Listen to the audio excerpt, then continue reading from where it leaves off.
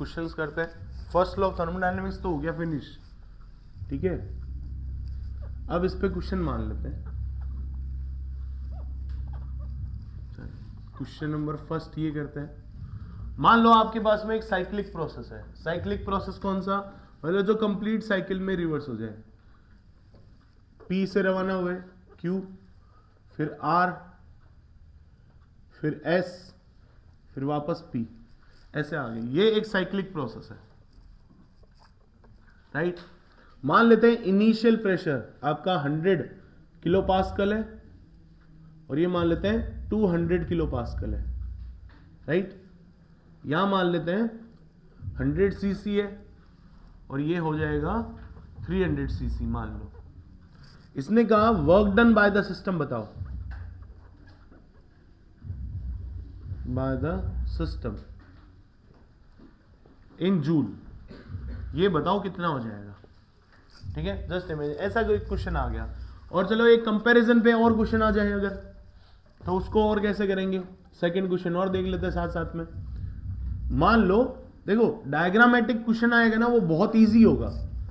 मान लो एक पॉइंट यहां पे है, ये भी P है और ये V है। हम फर्स्ट पॉइंट से लेके सेकंड पॉइंट तक जा रहे हैं, क्लियर। यहां से हम एक पाथ यहां से गए, एक हम यूं घूम के गए, एक हम यूं घूम के गए, क्लियर हुआ। ये मान लेते हैं पाथ 1 है, ये पाथ 2 है और ये पाथ 3 है, क्लियर। अब इसने पूछ लिया कि वर्क डन का ऑर्डर कितना हो जाएगा, work done by the system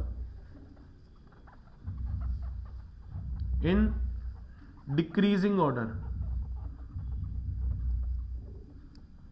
क्या हो जाएगा, वो निकलना है। मतलब चलो ऑप्शन देते हैं। देखो फर्स्ट ऑप्शन हो जाएगा work done by first is equal to work done by second, work done by third. Work done first ने ज्यादा किया, 2 ने कम किया, फिर वर्क डन 3 ने और कम किया, 3 ने उल्टा कर देते हैं, 1 ने सबसे कम किया, 2 ने उससे ज्यादा किया, 3 ने उससे ज्यादा किया, या नन ऑफ दी अबव कर दिया मान लो, क्लियर। तब आप कौन सा ऑप्शन चूज करोगे। देखना इस टाइप के क्वेश्चन कैसे होते हैं कंप्लीटली, गौर से सुनना। हम लोग स्टार्ट करते हैं यहां से, ठीक है। मान लो ये इनिशियल पॉइंट है हमारा, ठीक है। इसको सॉल्व करने के 2 तरीके हैं। सबसे पहले हम work done by P Q निकाल ले, फिर work done by Q R निकाल ले, फिर work done by R S निकाल लेते हैं, फिर work done by S P निकाल लेते हैं। तो ये टोटल वर्क डन हो जाएगा। अरे समझे नहीं समझे, वर्क डन P से Q गए वो वर्क डन निकालो, Q से R गए वो निकाल लो, R से S गए वो निकाल लो, और S से P गए वो निकाल लो। क्लियर हुआ कि नहीं हुआ। इसको सॉल्व करते हैं। PQ कौन सा प्रोसेस है, प्रेशर कांस्टेंट, तो PQ क्या बोल सकते हैं हम, आइसोबैरिक प्रोसेस। ये कौन सा प्रोसेस है, आइसोकोरिक, क्लियर है। ये आइसोबैरिक और ये वाला आइसोकोरिक। क्लियर हुआ यहां तक, ओके सबको, ठीक है। आइसोबैरिक प्रोसेस P से Q जा रहा है, बताओ ये एक्सपांशन है कि कंप्रेशन है, एक्सपांशन है, वेरी गुड। आप कैसे पहचान रहे हो, इनिशियली है फाइनली है, वॉल्यूम बढ़ रहा है तो मतलब ये क्या है, एक्सपांशन है। यहां पे प्रेशर इंक्रीज हो रहा है, एक्सपांशन तो कुछ भी नहीं है। यहां पे क्या हो रहा है, R2S क्या हो रहा है, कंप्रेशन। तो देखो आइसोबैरिक कंप्रेशन, क्यों, क्योंकि वॉल्यूम यहां से यहां हो गया, 300 से 100 पे हो गया तो कंप्रेस हो गया। सिंपल सी बात ये बोल रहा हूं, Q से R तक जा रहे हो, आइसोकोरिक है ना। आइसोकोरिक का मतलब क्या होता है, P dV है तो dV 0, तो वर्क डन कितना हो जाएगा आइसोकोरिक का। टेबल निकाल के रखो, टेबल है आपके पास में, जल्दी से निकाल के रखो उस टेबल को, उस टेबल के अकॉर्डिंग काम कर लेते हैं, फटाफट होने लग जाएगा। आइसोकोरिक वर्क डन कितना, 0। आइसोकोरिक प्रोसेस कौन सा है, Q2R work done 0, S2P work done 0। समझ गए नहीं समझ गए, ठीक है। अब वर्क डन PQ पॉजिटिव होगा नेगेटिव होगा, क्यों, क्योंकि एक्सपांशन है, तो इसको हमने लिख दिया work done by PQ positive. और work done by R S क्या हो जाएगा? Negative work done by R S. तो यही हमारा टोटल वॉल्यूम और टोटल वर्क डन होगा, नहीं होगा? ओके, यहां तक work done P Q. Isobaric के केस में पी डीवी होता है कि नहीं? और यहां पे भी कितना हो जाएगा? पी डीवी हो जाएगा। रख दें वैल्यू, नहीं रख दें? चलो, यहां पे प्रेशर कितना? 100 किलो पास्कल, तो 100 किलो पास्कल। क्लियर है? वॉल्यूम कितना? Change in volume 200 CC. नहीं समझे? तो डीवी की वैल्यू 200, सीसी का मतलब सेंटीमीटर क्यूब। तो देखो, सेंटीमीटर क्यूब को मीटर क्यूब में कन्वर्ट करो। क्या करेंगे? 10⁻⁻2 का क्यूब होगा, तो 10⁻⁻6। ये आ गया माइनस, यहां पे प्रेशर कितना है? 200 किलो पास्कल, 200 किलो। ठीक है, पास्कल में आ गया। वॉल्यूम कितना चेंज हुआ यहां पे? वही 200। तो हमने क्या कर दिया? 200 क्या? सीसी है, 10⁻⁻6। डन है यहां तक? इसको सॉल्व कर लेते। देखो, 3, 4, 5 और 6, 6 से 6 गए। 3, 4, 5 और 6, 6 से 6 गए। यहां कितना बचा? देखो 2 और ये 10, तो 20 माइनस 20 इंटू 2 40। तो वर्क डन टोटल कितना आ गया? माइनस का 20 जूल। समझे मेरी बात? नहीं समझे? यहां तक क्लियर है? इस तरीके से आंसर निकालना है। अब ये पूछ रहा है, गौर से सुनना मेरी बात। अब इसने कहा work done by the system है, तो work done by the system क्या है? साइक्लिक प्रोसेस में वर्क डन हो रहा है कि तुम कर रहे हो? आप लोग कर रहे हो। क्यों? क्योंकि work done on the system हुआ है। अगर work done by the system negative है, इसका मतलब हमें वर्क मिल नहीं रहा है, हम कर रहे हैं वर्क। नहीं समझे? समझ गए ना? Work done on the system हो जाएगा। यही मान लो इसका क्वेश्चन होता कि work done on the system बताओ, तो आप ऑप्शन कौन सा चूज करते? प्लस का 20। समझ गए? नहीं समझ गए? भैया आप ये आंसर आता, मान लो आपने जैसे 1D में क्वेश्चन कर रखा है कि सर एक्सेलरेशन की वैल्यू निकालनी है, तो आपकी एक्सेलरेशन की वैल्यू आई मान लो -3 मीटर पर सेकेंड स्क्वायर। ठीक है, तो आप क्या लिखोगे? एक्सेलरेशन इक्वल्स टू -3 मीटर पर सेकेंड स्क्वायर। लेकिन ये मैंने उसी क्वेश्चन में पूछ लिया कि मुझे डिसलेरेशन की वैल्यू बताओ या रिटार्डेशन की वैल्यू बताओ, तब आप क्या बोलते हैं? 3 मीटर पर सेकेंड स्क्वायर। प्लस माइनस समझ में आया कि नहीं है? क्लियर है? तो यहां पे भी ये हो जाएगा। क्लियर? ये था फर्स्ट प्रोसेस। अब बात करते हैं सेकंड की। ठीक है, गौर से समझना। इसको हटा रहा हूं, ये आपको पता चली गया कि कौन सा प्रोसेस कैसे है, कौन सा प्रोसेस कैसे है। इनको हटा देते हैं। ग्राफ वाला क्वेश्चन है ना, ज्यादा इजीली हो जाएगा। क्या ये बोल रखा है मैंने? पीडीवी वर्क डन आपका ग्राफ डिनोट करता है। याद आया कि नहीं आया? जैसे ये P है, ये V है, यहां पे कुछ प्रोसेस हो गया, तो ये वाला एरिया क्या पुट करेगा? वर्क डन बताएगा, नहीं बताएगा? तो ये वर्क डन होता क्या है? पीडीवी तो होता है, तो इसका इंटीग्रेशन तो एरिया ही डिनोट करेगा। तो हम एरिया डिनोट कर लेते हैं। P से Q जाने में कितना एरिया लगा? इतना एरिया लगा। तो ये वर्क डन पॉजिटिव देगा, नहीं देगा? ये वर्क डन पॉजिटिव दे देगा। और R से S में जाने के लिए कितना एरिया लगा? कंप्लीट एरिया ये वाला। अरे लगा, नहीं लगा? क्लियर? तो देखो, ये पॉजिटिव और ये वाला वर्क डन क्या है? नेगेटिव। कौन ज्यादा है पहले तो ये बताओ? नेगेटिव ज्यादा है, तो आंसर नेगेटिव में आएगा। ये कंफर्म हो गया। जितना ये पॉजिटिव था उतना का उतना नेगेटिव कट गया, तो ये वाला तो कैंसिल हो गया ना। बचा कौन सा? खाली ये। इसका एरिया निकालो। ये कितना है? ये वाली लेंथ कितनी है? इतना हो गया 200 सीसी। और ये वाली लेंथ कितनी है? 100 से 200 जा रहे हो तो 100 किलो पास्कल। क्लियर हुआ कि नहीं हुआ? इन दोनों को मल्टीप्लाई कर दो। तो हम कर रहे हैं method 2। Net area equals to W net. समझ में आया कि नहीं है? नेट एरिया की वैल्यू कितनी है? माइनस आ जाएगी।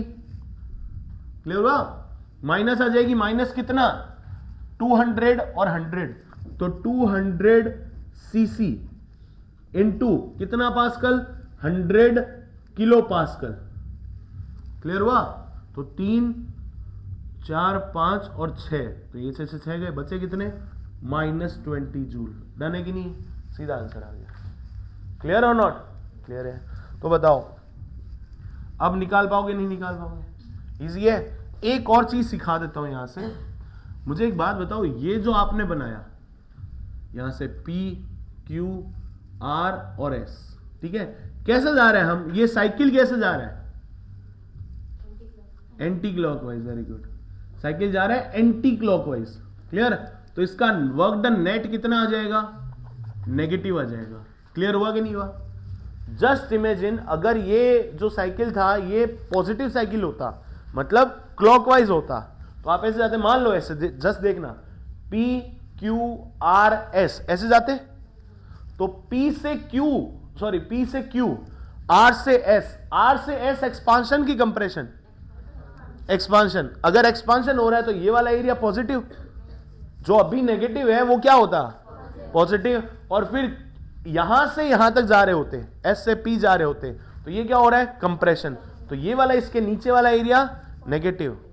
ये देखो इधर से जाते तो ये ब्लैक वाला जो एरिया है दैट इज पॉजिटिव, अगर रिवर्स जाते तो, और ये वाला एरिया रेड वाला नेगेटिव। तो आंसर ओवरऑल क्या आता? पॉजिटिव। तो क्या मैं उसको क्लॉकवाइज साइकिल बोल सकता हूं? जैसे इसको एंटी क्लॉकवाइज बोल सकते हो, उसका क्लॉकवाइज बोल सकते हो। क्या अब पता चल गया तुम्हें? क्लॉकवाइज साइकिल के अंदर पॉजिटिव वर्क डन आता है और एंटी क्लॉकवाइज साइकिल के अंदर क्लियर और नॉट? पॉजिटिव वर्क डन मतलब work done by the system, और नेगेटिव वर्क डन मतलब work done on the system. Clear और नॉट? ये वाला हो गया। इस वाले में देख लो एक बार, मैं ही करवा देता हूं। हमें ये पता है कि वर्क डन क्या होता है? P dV का एरिया होता है। करेक्ट और नॉट? P dV का एरिया। अब एक बात बताओ, यहां से यहां तक का एरिया निकालोगे, यही तो वर्क डन देगा। तो हमने कह दिया integration of P dV is equals to work done, और वर्क डन का मीनिंग ही क्या हो गया? PV area. ये हुआ ना? अब बताओ किसका एरिया ज्यादा है? 1 ने कितना एरिया एक्वायर किया? इतना। 2 ने इससे ज्यादा, और 3 ने सबसे ज्यादा। तो सबसे ज्यादा वर्क डन किसका हो जाएगा? 3 का। सबसे ज्यादा वर्क डन 3 का। ये आंसर खत्म। इतना अच्छा क्वेश्चन है। समझ में आया नहीं है?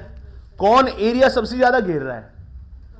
1 के नीचे वाला एरिया ज्यादा है, 2 के नीचे वाला एरिया ज्यादा है, या 3 के नीचे वाला एरिया ज्यादा है? 3 का। तो वर्क डन कितना हो जाएगा? सबसे ज्यादा वर्क डन किसका हो जाएगा? 3 का। फिर उसके बाद क्लियर हुआ कि नहीं हुआ?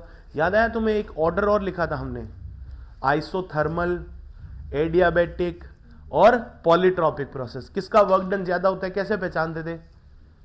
नोट्स में ना, कैसे पहचानते थे?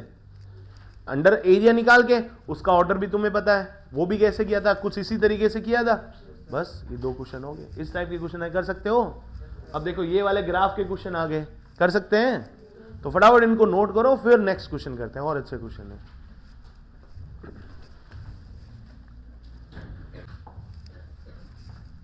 चलो नेक्स्ट आते हैं।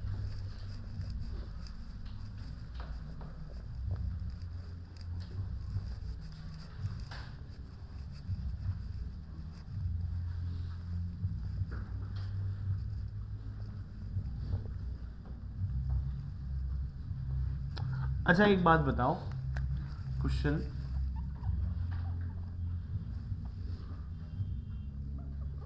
Heat given to the system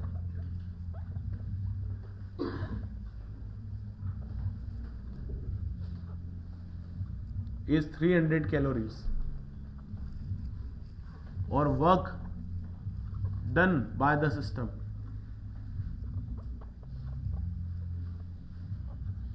is 600 joule। तो बताओ इंटरनल एनर्जी में चेंजेस कितना हो जाएगा? क्या आंसर आएगा? फटाफट बता दो। आपने ये लिखा हुआ है, गौर से सुनना, dq is equals to du plus dw। dq is equals to du plus dw। Heat given to the system, heat add कर रहे हैं किसी सिस्टम पे, याद है क्या साइन कन्वेंशन? हीट ऐड कर रहे हैं तो पॉजिटिव, हीट निकाल रहे हैं तो negative, work done on the system कर रहे हैं तो नेगेटिव, और work done by the system हो रहे हैं तो पॉजिटिव। क्लियर हुआ कि नहीं हुआ? कुछ ऐसा ही होता है। ये कह रहा है कि heat given to the system positive आएगा नहीं आएगा, तो ये कितना हो जाएगा 300, पॉजिटिव नेगेटिव, ठीक है। डी यू निकालना है, डी डब्ल्यू की वैल्यू पॉजिटिव लिखूंगा नेगेटिव लिखूंगा? देखो work done by the system है कि ऑन द सिस्टम है, पॉजिटिव नेगेटिव, कितना आएगा? प्लस का कि माइनस का? प्लस का 600। तो डी यू की वैल्यू कितनी आ जाएगी बताओ? माइनस का 300। बस ये गलत हो गया क्वेश्चन। यहां देखो यूनिट डायमेंशन, ये कैलोरी है और एक जूल है, तो ये ऐसे जल्दबाजी नहीं करनी है अपने को। समझ पा रहे हो नहीं समझ पा रहे हो? ये वाली दरिंदगी मत करना भाई। डी क्यू की वैल्यू कितनी है? 300 कैलोरी, मतलब 4.2 जूल। समझ गए नहीं समझ गए? और ये कितना है डी यू? सर पता नहीं। डी डब्ल्यू की वैल्यू पॉजिटिव, लेकिन पॉजिटिव कितनी? 600। इसको इधर ले आओ। समझे नहीं समझे? तो अब यहां से कितना हो जाएगा? देखो 300 है तो 300 into 4.2 minus 600 equals to D U. Clear है? 300 कॉमन ले लो, 4.2 माइनस कितना आ जाएगा 2। अरे सही है कि नहीं है? तो यहां से 2.2 आ गया, 2.2 को 300 से मल्टीप्लाई कर लो, ये आ जाएगा तुम्हारा डी यू। आएगा किसमें फिर? जूल में आएगा। ये भी कितना है? जूल है। पॉइंट उड़ाया, इससे गया, ये पॉइंट नीचे 6, ये आ गया डी यू तुम्हारा। किस में आया? जूल में आ गया। हो गया क्वेश्चन। तुम ये करते हो, ये लिखना और इसको लिख लेना, गलती है ये। क्लियर? क्रॉस कर लेना, जल्दबाजी में ऐसे हो जाते हैं, इसलिए लल्लू लाल सा क्वेश्चन करवाया मैंने। डन है? फटाफट कर लो, फिर एक और करते हैं।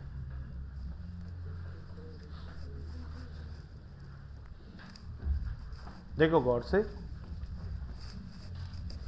एक और करते हैं ग्राफ का क्वेश्चन। उसके बाद में मैं एक क्वेश्चन करवाऊंगा तुम्हें, जो प्रोसेसेस करे थे हमने, पॉलीट्रॉपिक, आइसेंट्रोपिक वगैरह वगैरह। चलो देखो फोर्थ क्वेश्चन ले लेते हैं। ये कह रहा है कि एक हमारे पास में साइकिल है, वॉल्यूम दे रखा है मीटर क्यूब में, और प्रेशर दे रखा है न्यूटन पर मीटर स्क्वायर में। मान लो साइकिल कुछ ऐसे जा रहा है, मान लो ये ए है, ए से बी गए, बी से सी आए, फिर वापस सी से ए गए।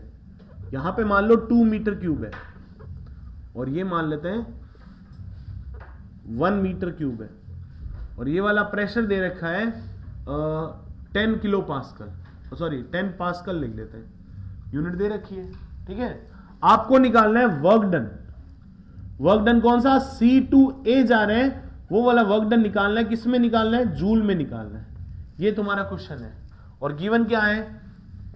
Net heat supplied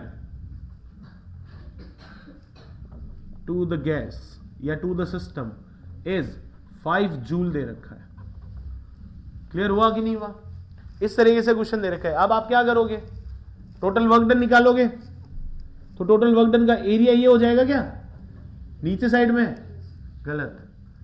P DV होता है तो डीवी में एरिया निकलता है, ये इस साइड में, वी यहां पे, पी यहां पे, उल्टा ग्राफ दे दिया। नहीं समझे? देखो ये होता है पी वी, तो पी डीवी क्या हो जाएगा? ये वाला एरिया हो जाएगा। This is work done. और अगर आपके पास में वी इधर है और पी इधर है, तो ये डायग्राम दे रखा है, तो इसका एरिया क्या हो जाएगा? इस साइड में हो जाएगा, क्योंकि P और dV इधर है, तो dV यहां से यहां होगा ना, ये एरिया निकलेगा। This is work done. But हमें यहां पे टोटल नेट वर्क डन तो निकालना ही नहीं है। निकालना क्या है? एक प्रोसेस का वर्क डन निकालना है। क्या हम बोल सकते हैं for a cycle, summation Q is equal to summation W? है कि नहीं है?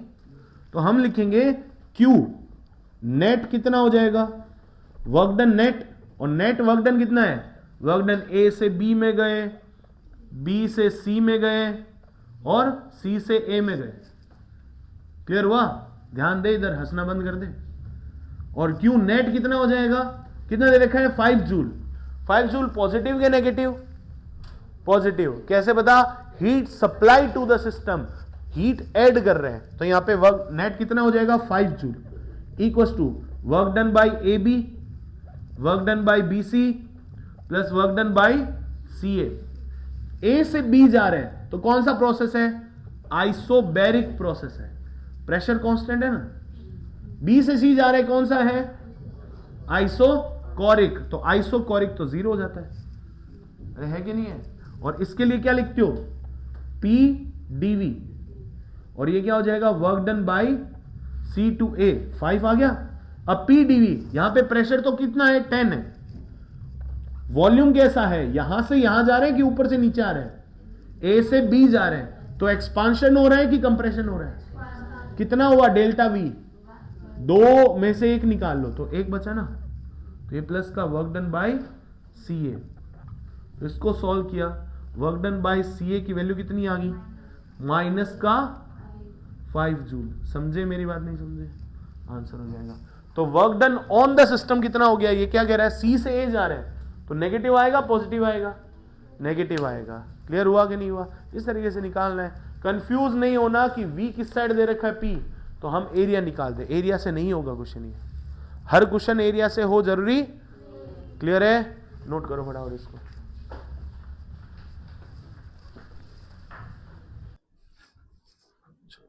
एक और करें क्वेश्चन, चलो। क्वेश्चन ये है कि एक गैस है, एन आइडियल गैस, कंप्रेस्ड कर रहे हैं हम उसको, an ideal gas compressed adiabatically, adiabatically कर रहे हैं up to 8/27 of original volume, original volume तक इसको कंप्रेस कर रहे हैं, और गामा की वैल्यू गिवन है, मान लो 5/3 गिवन, ठीक है। अगर गामा की वैल्यू 5/3 है तो ये बोल रहा है कि राइज इन टेम्परेचर बताओ कितना हो जाएगा, डिग्री सेल्सियस में बता दो, ठीक है। ये निकाल के देखते हैं, करो इस क्वेश्चन को, कौन सा नंबर है वो लगा लेना, देखो करके देखो इसको, हो जाएगा। करें, सिंपल सी बात है। सबसे पहले इधर देखो, ध्यान दो, क्या बोला इसने, एडियाबेटिकली।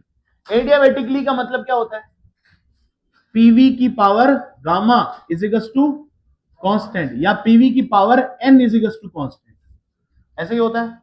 एडियाबेटिक है तो गामा आ जाएगा यहां पे, क्लियर है। तो पीवी की power gamma is equal to constant.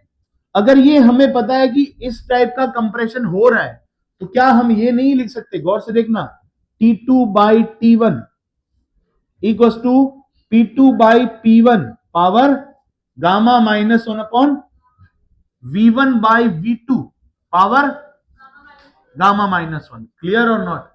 क्या यहां पे प्रेशर के ऊपर कोई बात है क्या, टेम्परेचर पे है, यस, और वॉल्यूम में है, यस, तो इसमें और इसमें रिलेशन उठा लेंगे, तो हमारे पास में वैल्यू क्या आई, T2/T1 equal to V1/V2 gamma -1।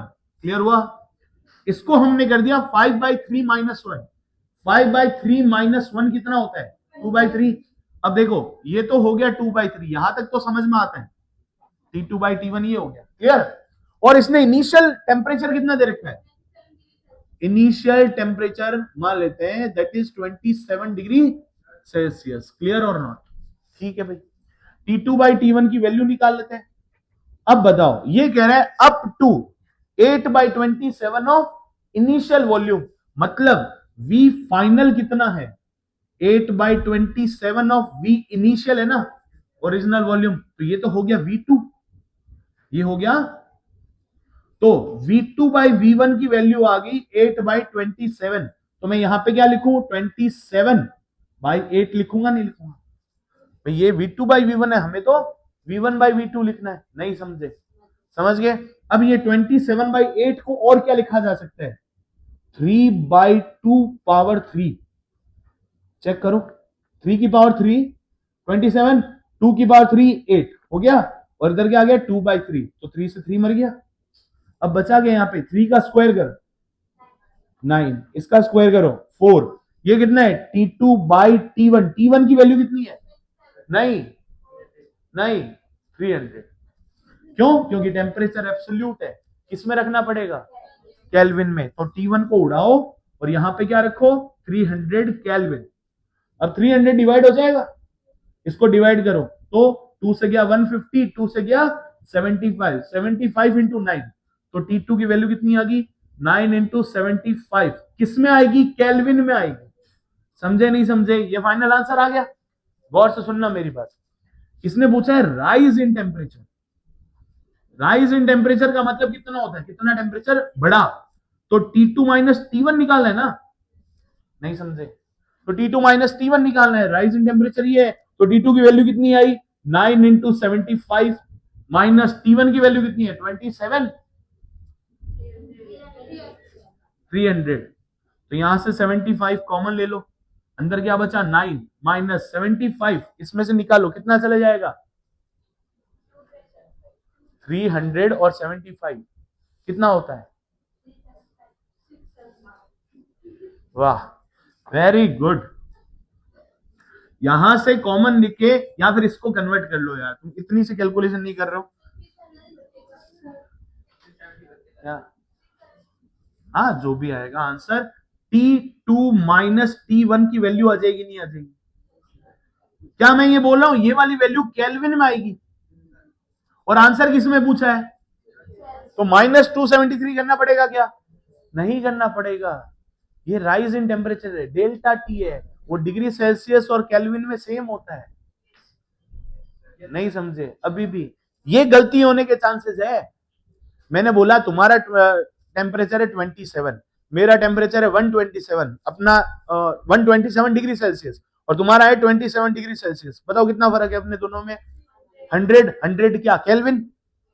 अब तुम्हारा टेम्परेचर कितना है 300 केल्विन, 27 प्लस 273, और मेरा कितना है 127 प्लस 273 कितना है 400, तो अपना केल्विन में कितना डिफरेंस है, तो फिर यही तो बोल रहा हूं डेल्टा टी के अंदर डिग्री सेल्सियस और केल्विन में कोई फर्क नहीं होता, तो राइज इन टेम्परेचर है तो वो केल्विन और डिग्री सेल्सियस में सेम आ जाएगा। क्लियर हुआ कि नहीं हुआ, आंसर है, डन है, नोट कर लो, फटाफट करो इसको, आंसर इज 375, कैलकुलेट कर लो, आंसर आएगा 375, इसमें से इसको माइनस कर लो, तो केल्विन में लिखो चाहे डिग्री सेल्सियस में लिखो एक ही बात है, क्लियर और नॉट, फटाफट नोट करो।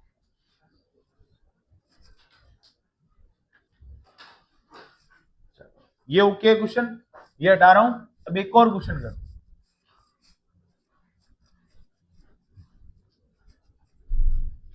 आपको पता होना चाहिए कौन से प्रोसेस में कैसे कैसे मूव करना है, हर टाइप का प्रोसेस है, पॉलीट्रॉपिक करवा दिया, एन की वैल्यू उसको एडियाबेटिक बना के करवा लिया। अगला क्वेश्चन लिखो, जो भी नंबर है, मान लो 1 मोल गैस है और गैस ले लो डाइएटॉमिक, डाइएटॉमिक गैस है तो गामा की वैल्यू 1.4 लिख दो, और इसको कंप्रेस कर रहे हैं,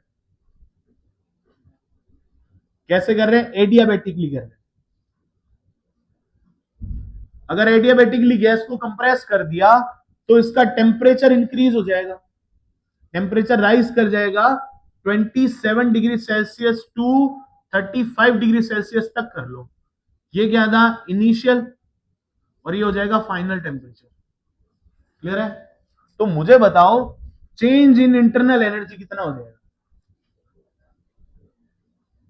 चेंज इन इंटरनल एनर्जी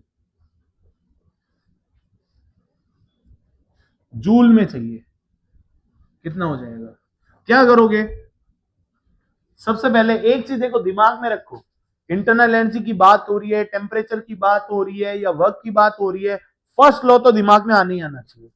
देखो इधर देखो, बहुत इजीली करते हैं क्वेश्चन को, dq इजिकल्स टू क्या होता है du प्लस dw, हर एक के लिए वैलिड है कि नहीं है, ये जिस टाइप का भी कोई भी प्रोसेस लेके आओ, दुनिया का कोई भी प्रोसेस हो, ये वाला वैलिड है। अब आप प्रोसेस बोल रहे हो, कौन सा है प्रोसेस आपका, एडियाबेटिकली मतलब डी क्यू की वैल्यू ये होता है नहीं होता। तो यहां से आप क्या लिखोगे, डी डब्ल्यू डी यू की वैल्यू कितनी हो जाएगी, माइनस का डी डब्ल्यू हो जाएगी नहीं हो जाएगी, अभी भी नहीं समझे।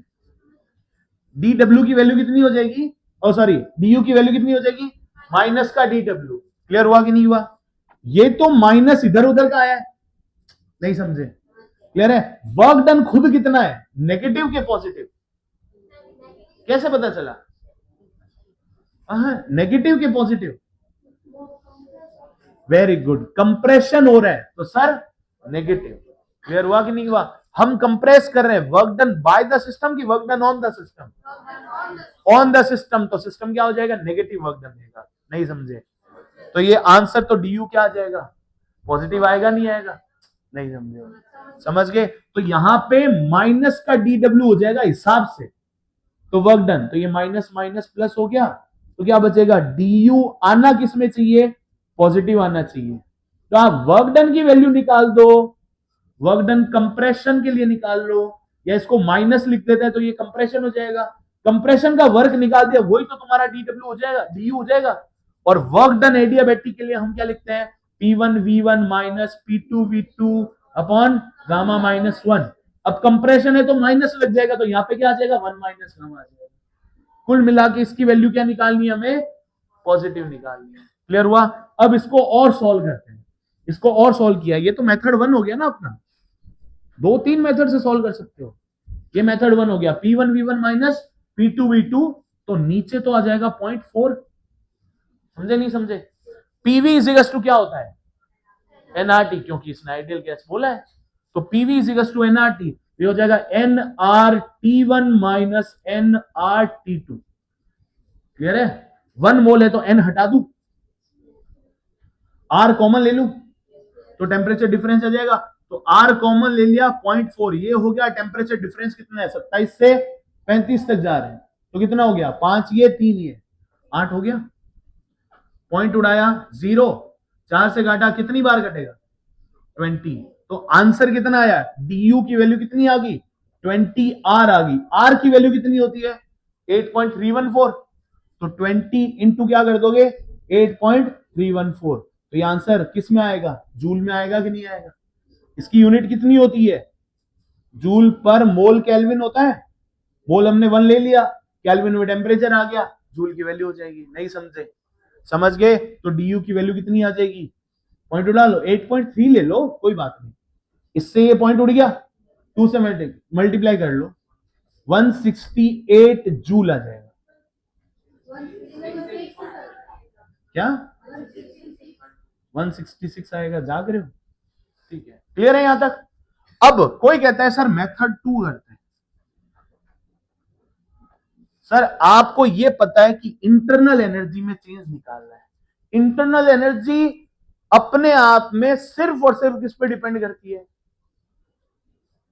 टेम्परेचर पे। Internal energy is always a function of temperature only, state function है ना, तो आप इसको क्या लिखते हो, डी हमेशा सर होता है एनसीवीडीटी, नहीं है याद, डी की वैल्यू हमेशा क्या होती है, एनसीवीडीटी होती है, हमें ये पक्का पता है। अब यहां से एन की वैल्यू तो 1 हो गई क्योंकि 1 मोल है, सीवी की वैल्यू आपको आई गेस याद होगी, आर अपॉन गामा माइनस 1 होती है, नहीं होती है, R upon gamma minus 1 into D T, temperature difference कितना है 8 है, 8 केल्विन की डिग्री सेल्सियस, एक ही बात है सर, क्लियर है। इसकी वैल्यू निकालता है, देखो 8 आर अपॉन में कितना हो गया गामा माइनस 1 0.4, कैंसिल किया तो 20 आर, सेम आ रहा है ना, तो आपको डी डब्ल्यू निकालने की नीड नहीं है, क्यों, क्योंकि अगर आपको यह चीज पता है कि internal energy is a solely function of temperature, सिर्फ और सिर्फ किस पे डिपेंड कर रहा है, इसको मतलब नहीं है आप एडियाबेटिकली कर रहे हो, आप कांस्टेंट वॉल्यूम पे कर रहे हो, कांस्टेंट प्रेशर पे कर रहे हो, मैटर ही नहीं करता मेरे लिए, एम एनसीवीडीटी होगा, दैट्स इट। समझ में आया कि नहीं आया, तो ये इंटरनल एनर्जी का काम है, नोट करो।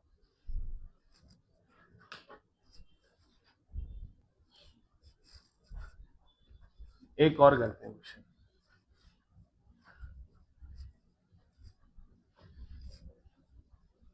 इसके बाद में स्टार्ट करेंगे हम सेकंड लॉ ऑफ थर्मोडायनेमिक्स। ठीक है,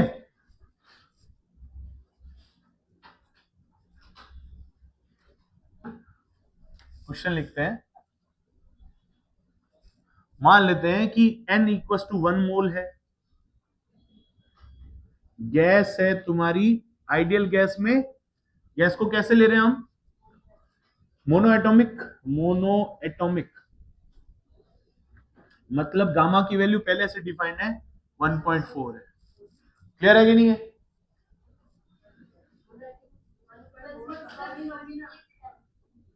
तो जाग नहीं रहे हो तुम, सो रहे हो। 1.4 किसकी होती है, और 1.4 और किसकी होती है, ट्राई एटॉमिक लीनियर की भी होती है। याद आया नहीं है? एफ की वैल्यू 5 होती है किसके लिए, linear relation in try atomic gas, rarely पूछता है। 1.67 हो गया, और इसको हम कर रहे हैं प्रेशर इंक्रीज कर रहा है विद वॉल्यूम। कैसे कर रहा है, लीनियरली कर रहा है। तो लीनियरली करेगा तो क्या हम ये बोल सकते हैं कि P इस साइड में है, V इस साइड में है, तो ये इंक्रीमेंट ये होगा, इस साइड में जा रहा है ग्राफ हमारा। क्लियर? ये इनिशियल हो गया 1 मान लो, ये क्या हो गया, फाइनल हो गया। अब ये कह रहा है कि प्रेशर इंक्रीज कर रहा है, कहां से कहां कर रहा है, 4 बार से लेके 8 बार तक कर रहा है। तो मैं यहां पे लिख देता हूं फ्रॉम और टू। क्लियर है?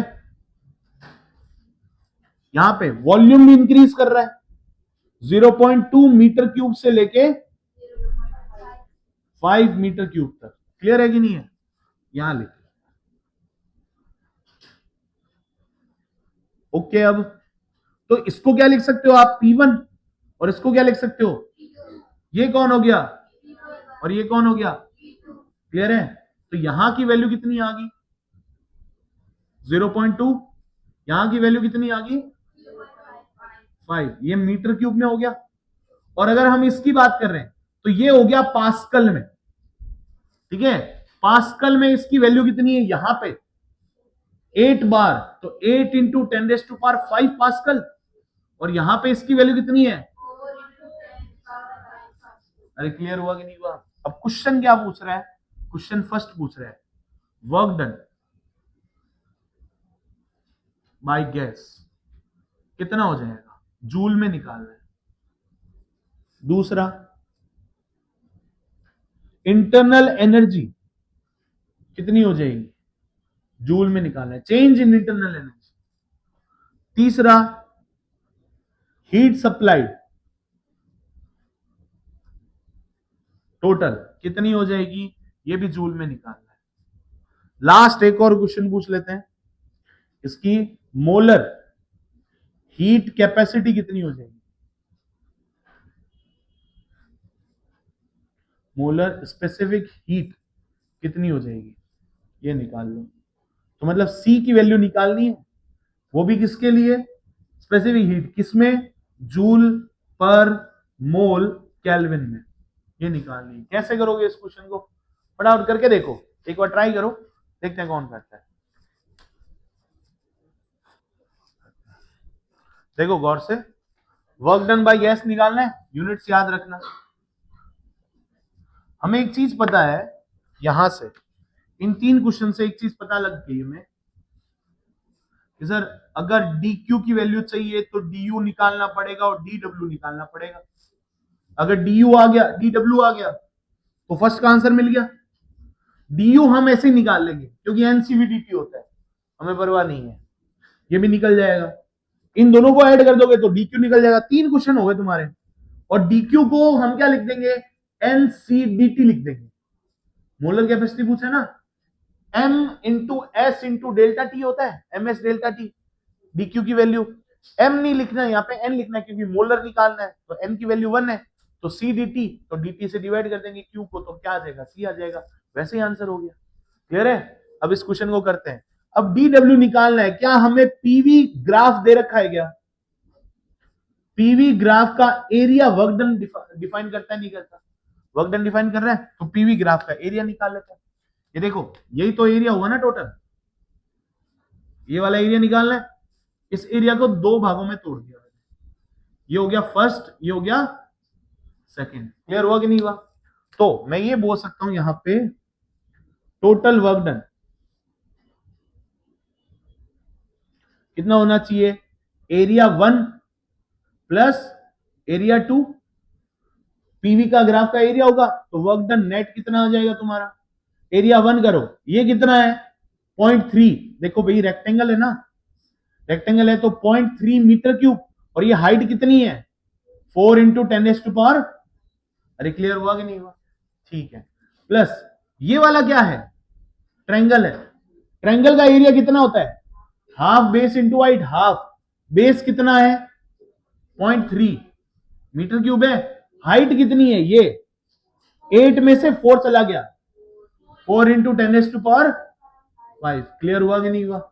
यहां से 4 इंटू 10⁻⁵ कॉमन ले लिया, ठीक है, और 0.3 भी कॉमन ले लिया। अरे लिया कि नहीं लिया? ये पूरा का पूरा कॉमन आ गया, तो यहां पे तो 1 बचा और यहां पे हाफ बचा, तो ये 1 प्लस हाफ मिलके कितना हो गया? 3/2। बना नहीं बना?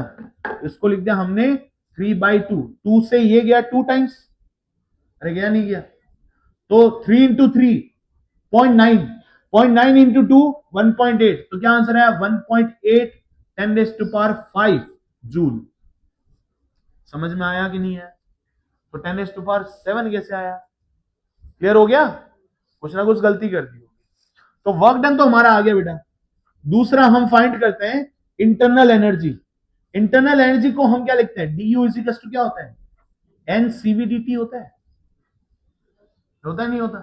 चलो ठीक है, ये भी ठीक है। क्या हम इसको N R upon gamma minus 1 D T लिख सकते हैं? क्योंकि सीवी की value R upon gamma minus 1 होती है। एनआरटी क्या होता है? पीवी होता है नहीं होता? तो क्या मैं इसको ऐसे लिख सकता हूं? P2V2 minus P1V1 divided by gamma minus 1। फॉर्मूले नहीं रखने हैं, फॉर्मूला नहीं रखना है, हमें यह पता होना चाहिए कि एनसीवीडीटी है, तो हम ये लोग रखना है, डी यू की वैल्यू ऐसे निकालेंगे। क्लियर? क्या P2V2 है तुम्हारे पास में? रख दो वैल्यू, तो डी यू की वैल्यू क्या आ जाएगी? देखो P2 की वैल्यू कितनी है? 8 10⁵ V2 की वैल्यू कितनी है? 0.5। क्लियर है? ये रख दिया, माइनस ये कितना है? P1 की वैल्यू कितनी है?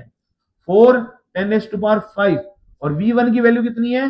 0.2। क्लियर हुआ? डिवाइडेड बाय गामा, गामा की वैल्यू कितनी हो जाएगी? 1.6। 1.67 को क्या लिख सकते हो आप? 5/3 लिखते हो क्या? नहीं समझे? समझ गए? तो इसको क्या लिखोगे? 5/3। अब इसको सॉल्व कर लो, यहां से कॉमन क्या आ जाएगा? 4 इंटू 10⁵ कॉमन आ गया, 3 ऊपर आ गया, 5 नीचे आ गया। देखो अंदर क्या बच गया? यहां पे 0.5 इंटू 2। क्यों? क्योंकि ये यहां से 1 ही आया, तो यहां पे 1 बच गया ना, तो 1 माइनस 0.2 बच गया, तो कितना होता है? 0.8 हो गया। अरे हुआ कि नहीं हुआ? ये हो गया 0.8। अब इसको 2 से मल्टीप्लाई करो, 2 से डिवाइड करो, चलेगा? क्यों? क्योंकि यहां पे नीचे तो 10 हो जाएगा, ऊपर 2 बच गया, तो नीचे बन गया 10। अब ऊपर सॉल्व कर लेते हैं, देखो गौर से कितना हुआ? ये पॉइंट उड़ाया, नीचे एक और 10 आ गया, तो कितना बचा? 8 into 2 16, 16 into 3 48, 48 into 4 48 into 4 190, 192 into 10⁻3 point लगा दिया, तो 1.92 10⁵ क्लियर हुआ कि नहीं हुआ? अरे कर सकते हो कैलकुलेशन? तो अब बताओ, आपके पास में डी डब्ल्यू की वैल्यू आ गई। जब डी डब्ल्यू की वैल्यू आ गई और इंटरनल एनर्जी आ गई, तो आप क्या डी क्यू नहीं निकाल सकते? डी क्यू की वैल्यू निकाल लो, हो गया क्वेश्चन। क्लियर हुआ कि नहीं हुआ? बताओ मुझे डी क्यू की वैल्यू कितनी आई, एग्जैक्ट बताओ।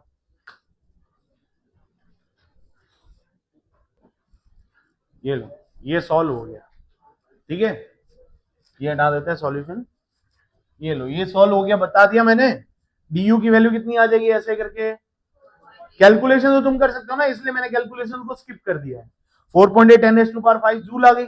अब सिंपल सी बात, थर्ड क्वेश्चन क्या कह रहा है? हीट सप्लाइड की वैल्यू निकालनी है। हीट सप्लाइड फर्स्ट लॉ से निकालते हैं, डी क्यू इक्वल्स टू क्या होता है? D you plus D W. क्या डी डब्ल्यू है हमारे पास में? यस है।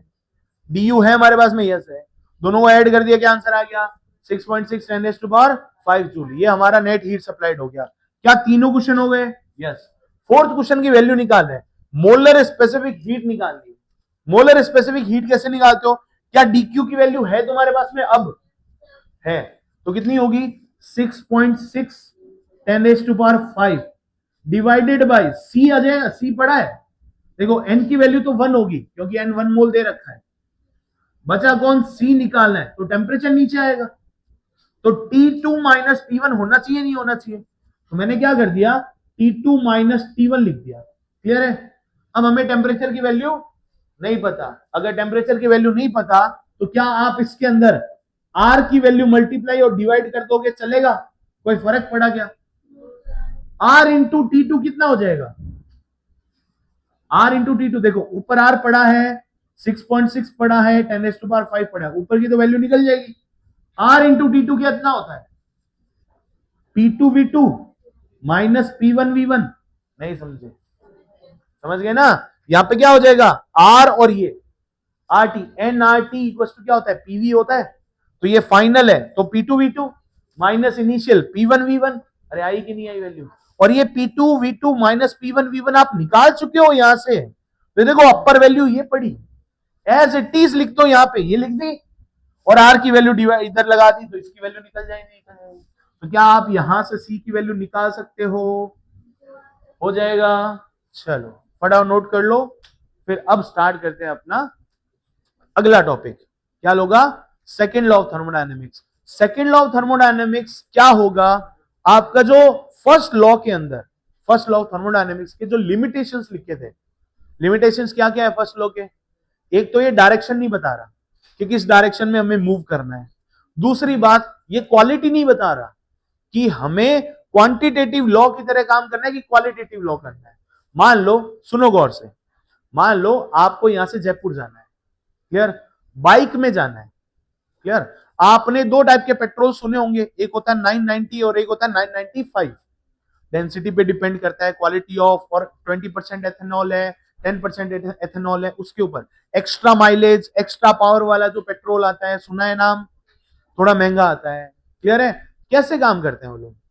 वो इस तरीके से काम करते हैं, मान लो आपकी बाइक के अंदर आप यहां से जयपुर गए, आपने 10 लीटर पेट्रोल भरवाया, पहुंच गए, और 10 लीटर पेट्रोल भरवा के 995 वाला भी वही पेट्रोल भरवा के आप वहां पे भी पहुंच गए।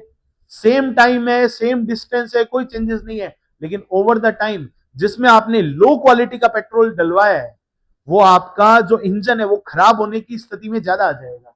लेकिन आपने अच्छी क्वालिटी का पेट्रोल डलवाया, इसका मतलब वो इंजन में इतना ज्यादा रस्टिंग नहीं होगी, इतना ज्यादा लॉसेस नहीं आएगा। तो क्वालिटी कौन बताएगा? पेट्रोल की क्वालिटी पे डिपेंड कर रहे हो, नहीं कर रहे हो? फर्स्ट लॉ बताएगा क्या? फर्स्ट लॉ को मतलब इतना है, आपने कितनी हीट डाली, कितना वर्क डन करा, बात खत्म। कन्वर्जन उसके पास में है।